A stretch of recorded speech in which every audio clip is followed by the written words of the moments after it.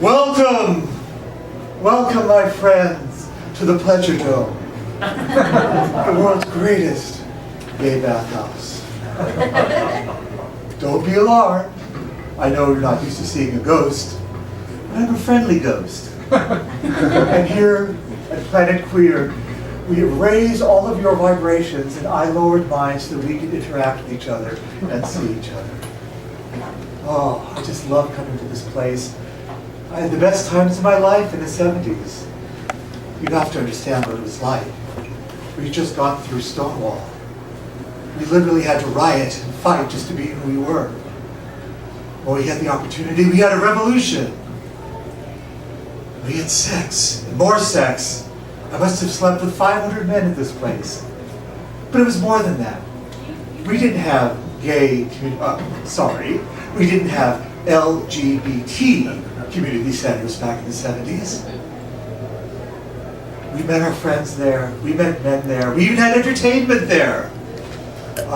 Bette Midler playing at the Continental Baths with Barry Manilow on the piano.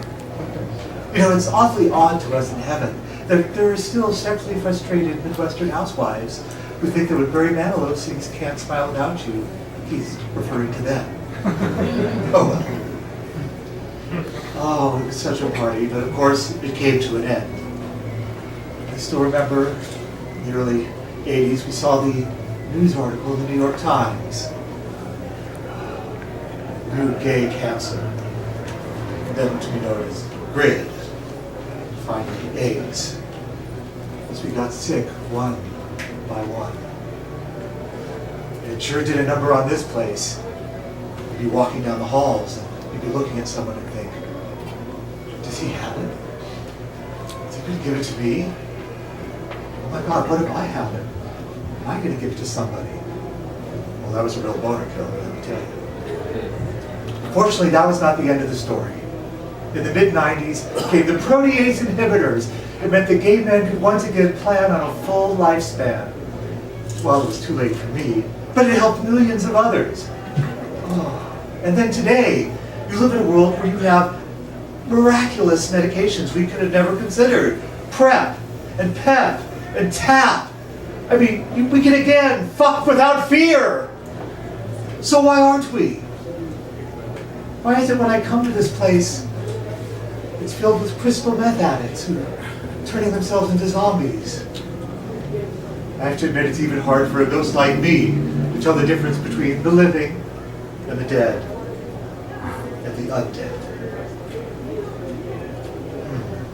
Well, some things have never changed about bathhouses. I mean, you still walk up to the door, you hand over your ID, and you sign your waiver, also signing away any political career.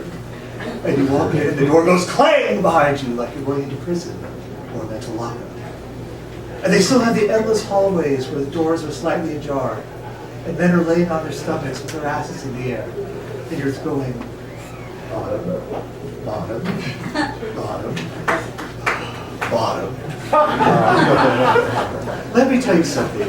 In heaven, everyone is versatile. Everyone is giving and everyone is receiving.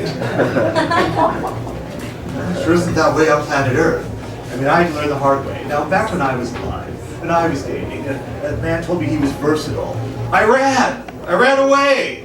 Because first of all, I knew he must be a pathological liar. And second of all, I knew I would never bottom again. Because, quite frankly, I was taught by more guys who identified as bottom that I never got to bottom for anyone who said he was versatile. Oh well, but I'm digressing. So, other place I like to come down and haunt. Every June I come down and haunt the AIDS Ride. Oh, what a miraculous place. Do you know that there are people who literally get on a bicycle in San Francisco and go 545 miles down to Los Angeles every year? That is not easy to do. They train all year. I mean, my butt fell asleep at mile 200. Not that I needed it, you know. I mean, I was told by friends, hey, let's do this wonderful thing. Let's go on this ride, this bike ride. We'll train all year. We'll look fabulous. We'll be fit. We'll be surrounded by all these hot men in latex. So I did. And so I worked real hard and I pedaled 88 miles the first day and I got to camp And by 9:30, everybody was asleep in their tents. I'm like, standing alone in the dark. Is this all we're going to do, is cycle? Is that it? Well, but you know, it was beautiful. California's beautiful. More importantly, you had people who surrounded themselves with love and service. Oh, you got a flat tire? Well, let me help you change it. Oh, you know, you can get up that hill, let me give you a hug, and you know that you can. This community that they call the love bubble. It's the closest thing that I experienced to heaven until I actually got to heaven. The next year, well, I got sick during the ride for the last time, and I spent most of the ride in the medical tent. But you know, I was still surrounded by these amazing, loving, giving people. You know, they held me, they said, "You're still a hero. This is a miraculous thing you're doing." Oh, and I felt such great love. It was such a nice thing before it was my time to go. So please, but experience this love bubble. Experience heaven. I want you to do the ride. You know, or at least give to the ride or something, but you don't have long. Because the truth of the matter is, a vaccine for HIV is coming right around the corner. And a cure for AIDS is so near, you can almost see it. Well, how do I know this? Well, because in heaven, we have a panoramic view of the space-time continuum. So I can see what appear to be your past, what you think is your present, and what you will perceive as your so-called future. The interesting thing about this panoramic view, it affects the news.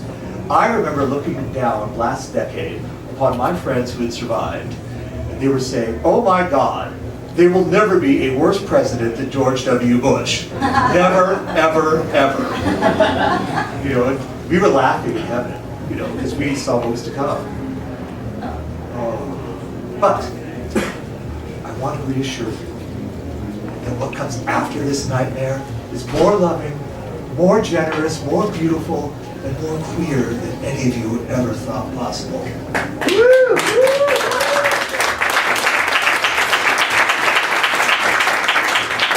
I took this point in space and time to show up because it's a nightmare. And you're in the middle of a nightmare. But it's my pleasure to tell you that there has never been a night where the dawn hasn't followed, and dawn is coming. You know, people ask me about heaven all the time, especially at a place like this. They want to know, you know, is there sex in heaven? What will sex be like in heaven? Well, of course there's sex in heaven. Sex is heaven. There's intimacy, communion, ecstasy, pleasure, joy, creativity. I mean, sex is one eternal orgasm. It is literally the seventh wave every moment of eternity. Oh, one more thing you should know about heaven before I go. The way you look at heaven has nothing to do with what your physical appearance is on earth. In heaven, you look based on how much love there is in your heart, how much kindness and generosity you gave.